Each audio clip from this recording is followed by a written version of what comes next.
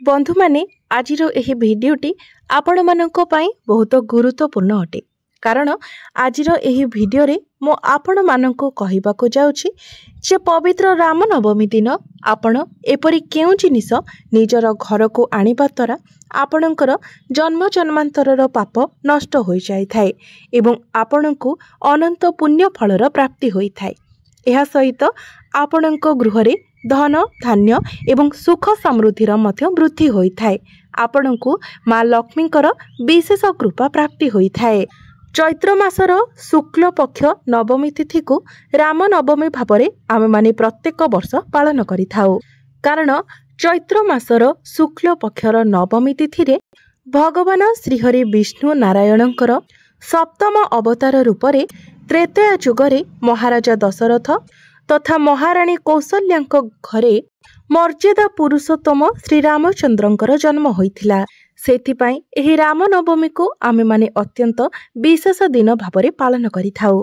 रामचरित मानसरे तुलसीदास वर्णना करिसेंति जे नवमी तिथि मध्य मास पुरी शुक्ल पक्षरे भगवान श्री रामचंद्रंकर जन्म होइथिला। अर्थात चंद्र मासर शुक्ल पक्ष नवमी तिथि रे ठीक मध्याह्न समय रे श्री रामचंद्र प्रकट होइथिले। प्रभु श्री रामचंद्रंकर जन्म अयोध्या रे होइथिला। सेथिपाई प्रत्येक वर्ष एही नवमी तिथि को अत्यंत खास बोली माना जाय थाए एवं एहाको आमे माने राम नवमी भावरे पालन करिथाउ। राम नवमी दिन सर्वसिद्धि एवं शुभ संयोग मान बनी थाए। सेथिपाई राम नवमी दिनटी को अत्यंत खास बोली माना जाय थाए। राम नवमी दिन जदि आमे कोनोसी शुभ मांगलिक कार्य करिथाउ किंबा कोनोसी मांगलिक कार्यर आरंभ करिथाउ ताहा आमर जीवन रे सबुठारु अधिक लाभदायक सिद्ध होइथाए। तो चलित वर्ष राम नवमी 6 एप्रिल रविवार दिन पड़ुअछि एवं एही दिन ठीक मध्याह्न समय रे प्रभु श्री रामचंद्रंकर प्रकट उत्सव पालन करा जिवो। तेबे एही विशेष दिन रे आपण निज घर को केउ जिनिस आनिबा द्वारा वर्ष सारा आपणको धनर अभाव हेबो नाही से विषय रे आजिर एही भिडियो रे आमे माने जानिबा। तेबे ता पूर्वरु आपण माने भिडियोटी को लाइक करी चैनलटी को सब्सक्राइब करी दियंतु एवं कमेंट बॉक्स रे भक्ति एवं श्रद्धार सहित जय श्री राम निश्चय लिखंतु। तेबे आसंतु एबे जानि नेबा पवित्र राम नवमी दिन केउ जिनिस घर को आनिबा द्वारा भगवान श्री राम निजे ही आमर घर को आसी थांती।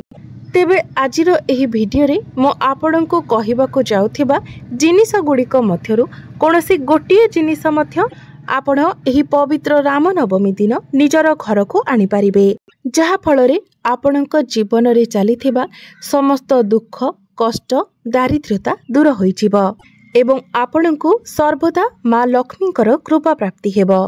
तो आसंतु जानि नेबा सेही जिनिस गुडिक कोन अटे।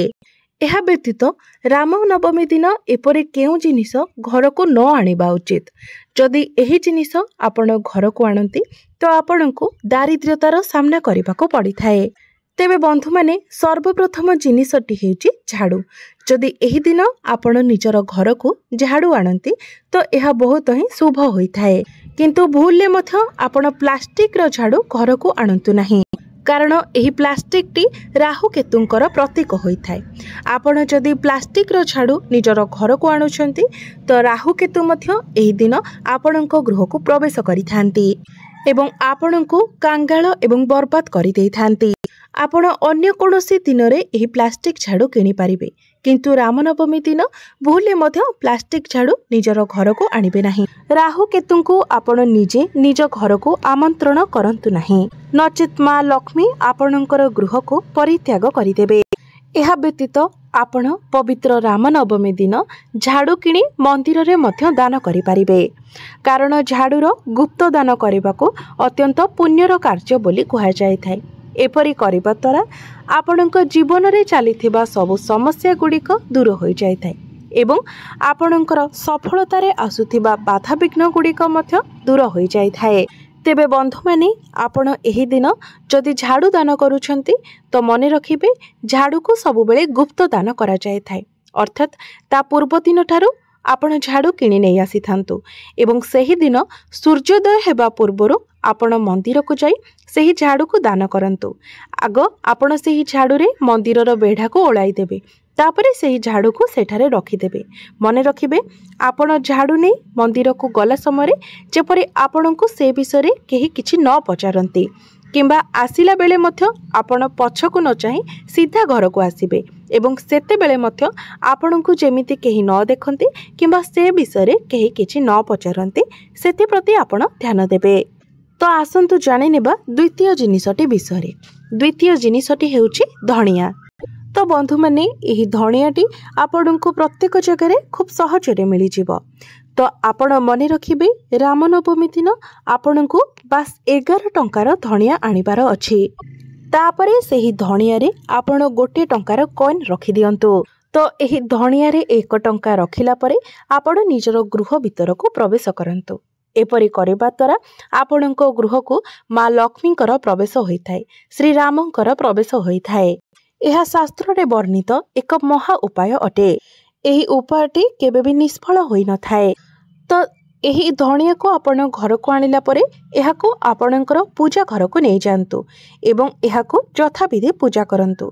तापरे गोटिए कुंडरे आपण एही धनिया गुडी को पकाई दियंतु। एपरि करिबा द्वारा आपणको गृहर समस्त आर्थिक समस्या गुड़िक दूर हो जाए थाए। धन जनित जहाँ भी किछि समस्या रही थाए ताहा दूर हो जाए थाए। जदि आपणकर बहुत अधिक अजथा खर्च हेउछि तो सेथिरे मध्य नियंत्रण आसीबो। बंधु माने एही दिन आपण निज घर को लुण मध्य किनिकी आनी पारिबे एवं सेही लुण पानी रे जदि आपण निजर घरे पोछा लगांती तो आपणको गृहर दारिद्र्यता दूर होइजिबो। आपणको गृहरे थिबा नकारात्मक ऊर्जा गुड़िक मध्य नष्ट होइजिबो। कारण गृहरे नकारात्मक ऊर्जा रहिथिले सेही गृहरे देवादेवींकर वास होई न थाए। माँ लक्ष्मी सेही गृहरे निवास करि न थांती। तेणु आम गृह को सबुबेले सकारात्मक ऊर्जा रे भरी रखिबा उचित। सेथिपाई एही लुण आमको बहु मात्रा रे सहाय्य करिथाय। लुण पानी रे घरे पोछा लगाइबा द्वारा आम गृहरे थिबा नकारात्मक ऊर्जा गुड़िक नष्ट हो जाए थाए एवं गृहरे सकारात्मक ऊर्जार वृद्धि होइथाय, जहा फलरे आम गृहरे माँ लक्ष्मीकर निवास होइथाय। एवं आपण माने तो जानती माँ लक्ष्मी हेउछंती धन धान्यर देवी। जेउठारे माँ लक्ष्मीकर वास होइथाय सेठारे केबे भी दारिद्र्यता रही न थाए। सेही जागारे सबुबेले सुख समृद्धि एवं धन धान्य भरी रही थाए।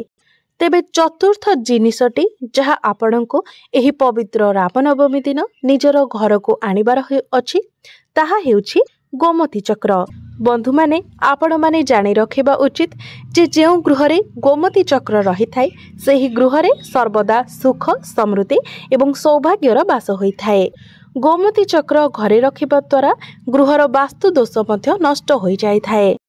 जदि घरर सदस्य मानक मध्यरे मतभेद लागि रहुछि, सेमानक मध्यरे आत्मविश्वासर कमी रहुछि, तो आपण एही पवित्र रामनवमी दिन 11टी गोमती चक्र निज घर को नहीं आसंतु एवं एहाको पूजा घरे यथाविधि पूजार्चना करंतु।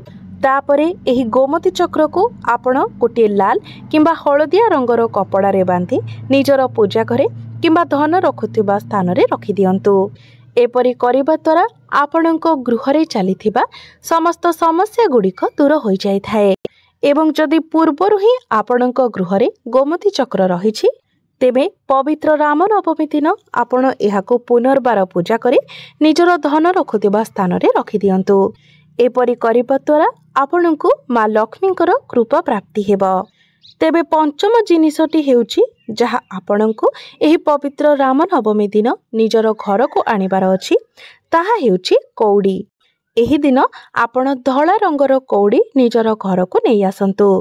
एपरि कुहा जाय थाए जे जेउ गृहरे कौड़ी रही थाए सेठारे माँ लक्ष्मीकर मध्य वास होई थाए। कारण कौड़ी माँ लक्ष्मी को आकर्षित करि थाए। सेथिपाई आपण एही पवित्र रामनवमी दिन 5टी किंबा 7टी किंबा 11टी कौड़ी निज घर को नहीं आसंतु। तापरे आपण एहाको निजर पूजा घरे कुंकुम लगाई यथाविधि पूजार्चना करंतु एवं तापरे गोटे नाली कपड़ा रे एही कौड़ी को आपण बांधी दियंतु। तापरे सेही पुटुली को नहीं आपण निजर धन रखुथिबा स्थान रे रखि दियंतु। ଏହି ଉପାୟକୁ କରିବା ପରଠାରୁ ଆପଣଙ୍କ ଗୃହରେ ଧନର ଅଭାବ ଦେଖାଦେବ ନାହିଁ, ଯାହା ଫଳରେ ଆପଣଙ୍କର ସମସ୍ତ ଆର୍ଥିକ ସମସ୍ୟା ଦୂର ହୋଇଯିବ। ତ ଆପଣ ମଧ୍ୟ ପବିତ୍ର ରାମନବମୀ ଦିନ ନିଜର ଘରକୁ କଉଡ଼ି ନେଇ ଆସନ୍ତୁ। କଉଡ଼ିକୁ ଆପଣ ଶଙ୍ଖ ମଧ୍ୟରେ ମଧ୍ୟ ରଖିପାରିବେ। ଏହାକୁ ଅତ୍ୟନ୍ତ ଶୁଭ ମାନାଯାଇଥାଏ। ଶଙ୍ଖରେ ପାଣି ଭରି ତା ଭିତରେ ଏହି କଉଡ଼ିକୁ ବୁଡ଼ାଇ ଦିଅନ୍ତୁ। ପ୍ରତ୍ୟେକ ବର୍ଷ ଏହି କଉଡ଼ିକୁ ଆପଣ ପୂଜା କରିପାରିବେ। ପ୍ରତ୍ୟେକ ବର୍ଷ ଆପଣଙ୍କୁ କଉଡ଼ି କିଣିବାର ଆବଶ୍ୟକତା ନାହିଁ। ତେବେ ଯଦି ଆପଣ ନୂଆ କଉଡ଼ି କିଣିବାକୁ ଚାହୁଁଛନ୍ତି ତ ପୁରୁଣା କଉଡ଼ିକୁ ଆପଣ ପ୍ରବାହିତ ଜଳରେ ପ୍ରବାହିତ କରିଦେବେ। ଏପରି କରିବା ଦ୍ୱାରା ଆପଣଙ୍କୁ ମା ଗଙ୍ଗାଙ୍କର ମଧ୍ୟ ଆଶୀର୍ବାଦ ପ୍ରାପ୍ତି ହୋଇଥାଏ। ଷଷ୍ଠ ଜିନିଷଟି ହେଉଛି ଶ୍ରୀଯନ୍ତ୍ର। ଏହି ପବିତ୍ର ରାମନବମୀ ଦିନ ଆପଣ ନିଜର ଘରକୁ ଶ୍ରୀଯନ୍ତ୍ର ମଧ୍ୟ ଆଣିପାରିବେ। କିନ୍ତୁ ଶ୍ରୀଯନ୍ତ୍ର କିଣିବା ପୂର୍ବରୁ ଆପଣ ଏହି କଥା ଭଲ ଭାବରେ ଦେଖିନେବେ ଯେ ଶ୍ରୀଯନ୍ତ୍ରରେ ସବୁକିଛି ଛିନ୍ନ ଠିକ୍ ଭାବରେ ଅଛି ନା ନାହିଁ। ବନ୍ଧୁମାନେ, ଯେଉଁ ଗୃହରେ ଶ୍ରୀଯନ୍ତ୍ରର ପୂଜା କରାଯାଇଥାଏ ସେହି ଗୃହରେ କେବେ ବି ଧନର ଅଭାବ ରହିନଥାଏ। ଶ୍ରୀଯନ୍ତ୍ରର ଉତ୍ପତ୍ତିକୁ ନେଇ ଧାର୍ମିକ ପୁରାଣରେ ଉଲ୍ଲେଖ ରହିଛି ଯେ ଥରେ ମା ଲକ୍ଷ୍ମୀ ରୁଷ୍ଟ ହୋଇ ପୃଥିବୀରୁ ବୈକୁଣ୍ଠ ଲୋକକୁ ଚାଲିଗଲେ ଏବଂ ମାଙ୍କର ରୁଷ୍ଟ ହେବା କାରଣରୁ ଆମର ଧରାପୃଷ୍ଠରେ ଅନେକ ପ୍ରକାରର ସମସ୍ୟା ଦେଖାଦେଲା। ବ୍ରାହ୍ମଣ ଏବଂ ମହାଜନମାନେ ମା ଲକ୍ଷ୍ମୀଙ୍କ ବିନା ନିର୍ଧନ ହୋଇଗଲେ। ସେତେବେଳେ ଜଣେ ମୁନି ନିଶ୍ଚୟ କଲେ ଯେ ସେ ମା ଲକ୍ଷ୍ମୀଙ୍କୁ ପ୍ରସନ୍ନ କରି ପୁନର୍ବାର ମା ଲକ୍ଷ୍ମୀଙ୍କୁ ଏହି ଧରାପୃଷ୍ଠକୁ ନେଇ ଆସିବେ।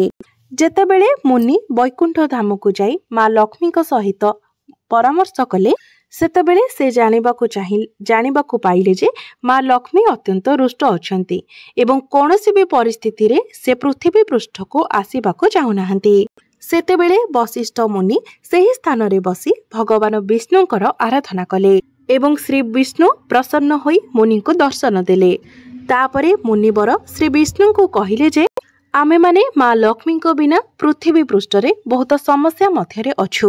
ଆମର ସମସ୍ତ ଆଶ୍ରମ ଗୁଡ଼ିକ ଭଗ୍ନ ହୋଇଯାଇଛି, ସମସ୍ତ ବୈଭବ ଗୁଡ଼ିକ ନଷ୍ଟ ହୋଇଯାଇଛି। ଏହା ଶୁଣି ଶ୍ରୀ ବିଷ୍ଣୁ ବଶିଷ୍ଠ ମୁନିଙ୍କୁ ନେଇ ମା ଲକ୍ଷ୍ମୀଙ୍କ ନିକଟକୁ ଗଲେ ଏବଂ ମା ଲକ୍ଷ୍ମୀଙ୍କୁ ମନାଇବାକୁ ଚେଷ୍ଟା କଲେ, କିନ୍ତୁ ମା ଲକ୍ଷ୍ମୀ ସେଥିରେ ମଧ୍ୟ ମାନିଲେ ନାହିଁ।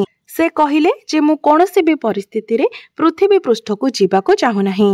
ଯେବେ ଚତୁର୍ଦିଗରେ ମା ଲକ୍ଷ୍ମୀ ପୃଥିବୀ ପୃଷ୍ଠକୁ ନ ଯିବାର କଥା ପ୍ରଚାରିତ ହୋଇଗଲା ସେତେବେଳେ ଦେବଗୁରୁ ବୃହସ୍ପତି ଏକ ଉପାୟ ବାହାର କଲେ। ସେତେବେଳେ ସେ ସମସ୍ତଙ୍କୁ ଶ୍ରୀଯନ୍ତ୍ରର ସାଧନା କରିବା ପାଇଁ ପରାମର୍ଶ ଦେଲେ। ସେ କହିଲେ ଯେ ଆମ ନିକଟରେ କେବଳ ଏହି ଗୋଟିଏ ମାତ୍ର ଉପାୟ ରହିଛି ଯାହାଦ୍ୱାରା ମା ଲକ୍ଷ୍ମୀଙ୍କୁ ଆମେ ପ୍ରସନ୍ନ କରିବା ଏବଂ ମା ଲକ୍ଷ୍ମୀ ପୁଣି ଥରେ ଧରାପୃଷ୍ଠକୁ ଆସିବେ। ତ ଦେବଗୁରୁ ବୃହସ୍ପତିଙ୍କର କଥାରେ ଶ୍ରୀ ବିଷ୍ଣୁ ଧାତୁରେ ଶ୍ରୀଯନ୍ତ୍ରର ନିର୍ମାଣ କଲେ। ସେଥିରେ ପ୍ରାଣ ପ୍ରତିଷ୍ଠା କରି ବିଧି ବିଧାନରେ ଶ୍ରୀଯନ୍ତ୍ରର ପୂଜା କରାଗଲା। ତାପରେ ମା ଲକ୍ଷ୍ମୀ ପ୍ରସନ୍ନ ହୋଇ ପୃଥିବୀ ପୃଷ୍ଠକୁ ଆସିଥିଲେ। ଏହି କାରଣରୁ ଆପଣ ଯଦି ନିଜ ଘରେ ଶ୍ରୀଯନ୍ତ୍ରର ସ୍ଥାପନା କରି ପ୍ରତ୍ୟେକ ଦିନ ଯଥାବିଧି ପୂଜାର୍ଚ୍ଚନା କରନ୍ତି ତ ଏହାଦ୍ୱାରା ଆପଣଙ୍କ ଗୃହରେ ମା ଲକ୍ଷ୍ମୀଙ୍କର ସ୍ଥାୟୀ ନିବାସ ହୋଇଥାଏ। ତେବେ ବନ୍ଧୁମାନେ, ପବିତ୍ର ରାମନବମୀ ଦିନ ଆପଣ ଲୁହାରେ ନିର୍ମିତ କୌଣସି ବି ବସ୍ତୁ ନିଜ ଗୃହକୁ ଆଣନ୍ତୁ ନାହିଁ। ଏହା ବହୁତ ହିଁ ଅଶୁଭ ହୋଇଥାଏ କାରଣ ଲୁହାକୁ ଶନିଙ୍କର ପ୍ରତୀକ ବୋଲି ମାନାଯାଇଥାଏ। ତେବେ ସପ୍ତମ ଜିନିଷଟି ହେଉଛି ସାତମୁଖୀ ରୁଦ୍ରାକ୍ଷର ମାଳା କିମ୍ବା ସାତମୁଖୀ ଗୋଟିଏ ରୁଦ୍ରାକ୍ଷ। ଯଦି ଆପଣ ପବିତ୍ର ରାମନବମୀ ଦିନ ସାତମୁଖୀ ରୁଦ୍ରାକ୍ଷ ଆପଣଙ୍କର ଘରକୁ ଆଣନ୍ତି ଏବଂ ତାକୁ ବିଧି ବିଧାନରେ ପୂଜାର୍ଚ୍ଚନା କରନ୍ତି କିମ୍ବା ଭଗବାନ ଶିବଙ୍କର ପୂଜାରେ ଯଦି ଆପଣ ଏହି ରୁଦ୍ରାକ୍ଷକୁ ସାମିଲ କରନ୍ତି ତ ଏହାଦ୍ୱାରା ଆପଣଙ୍କର ଶତ୍ରୁମାନଙ୍କର ବିନାଶ ହୋଇଥାଏ। ଯଦି ଆପଣ ଚାହୁଁଛନ୍ତି ଆପଣଙ୍କ ଗୃହରେ ସର୍ବଦା ମା ଲକ୍ଷ୍ମୀଙ୍କର ବାସ ହେଉ ଏବଂ ଆପଣଙ୍କ ଗୃହକୁ କଦାପି ବି ଦାରିଦ୍ର୍ୟତା ନ ଆସୁ, ଦୁଃଖ କଷ୍ଟ ସମସ୍ୟା ଏସବୁ କିଛି ବି ନ ଆସୁ ତ ଆପଣ ଏହି ପବିତ୍ର ରାମନବମୀ ଦିନ 13ଟି ଦୀପ ନିଜ ଘର ଭିତରେ ଜଳାନ୍ତୁ। ଘର ବାହାରେ ମଧ୍ୟ ଆପଣ 13ଟି ଦୀପ ଜଳାଇ ପାରିବେ। ଏପରି କରିବା ଦ୍ୱାରା ଆପଣଙ୍କୁ ପ୍ରଭୁ ଶ୍ରୀରାମଙ୍କ ସହିତ ମା ଲକ୍ଷ୍ମୀଙ୍କର କୃପା ମଧ୍ୟ ପ୍ରାପ୍ତି ହୋଇଥାଏ। ବନ୍ଧୁମାନେ, ପବିତ୍ର ରାମନବମୀ ଦିନ ଆପଣ ନିଜ ଘରକୁ ମାଟିର ଦୀପ ନିଶ୍ଚିତ ଭାବରେ ଆଣନ୍ତୁ। ମାଟିର ଦୀପ ଆପଣ ନିଜର ସାମର୍ଥ୍ୟ ଅନୁସାରେ କିଣିକି ଆଣିପାରିବେ। ଏହି ଉପାୟ ଦ୍ୱାରା ନିଶ୍ଚିତ ଭାବରେ ଆପଣଙ୍କୁ ମା ଲକ୍ଷ୍ମୀଙ୍କର କୃପା ପ୍ରାପ୍ତି ହେବ। जदि आपण चाहती तो पवित्र रामनवमी दिन आपण प्रभु श्री रामचंद्रंकर फोटो आनी निज घरे विधि विधान पूर्वक आपणक घरे पूजार्चना करि पारिबे। एपरि करिबा द्वारा आपणको प्रभु श्री रामंकर कृपा प्राप्ति हेबो। एहा व्यतीत आपण पवित्र रामनवमी दिन लेंबू लंकार माला निजर घरर बाहरे किंबा दोकानर बाहरे मध्य टांगी पारिबे। एपरि करिबा द्वारा आपणकर घर किंबा दोकान रे थिबा समस्त प्रकारर नजर दोष कटि जाय थाए एवं आपणकर शत्रु मानकर मध्य नाश होई थाए एवं गृह को धनर आगमन मध्य होई थाए। तेबे बंधु माने यह थिला सेही सबु जिनिस जेउ गुडी को आपण पवित्र रामनवमी दिन निज घर को आनी पारिबे। तो बंधु माने जदि आपण माननकु मोर एही भिडियोटी भलो लागि थाए तो भिडियोटी को लाइक करी चैनल टी को सब्सक्राइब करि देबे एवं कमेंट बॉक्स रे भक्ति एवं श्रद्धार सहित जय श्री राम जय मां लक्ष्मी निश्चय लिखिबे।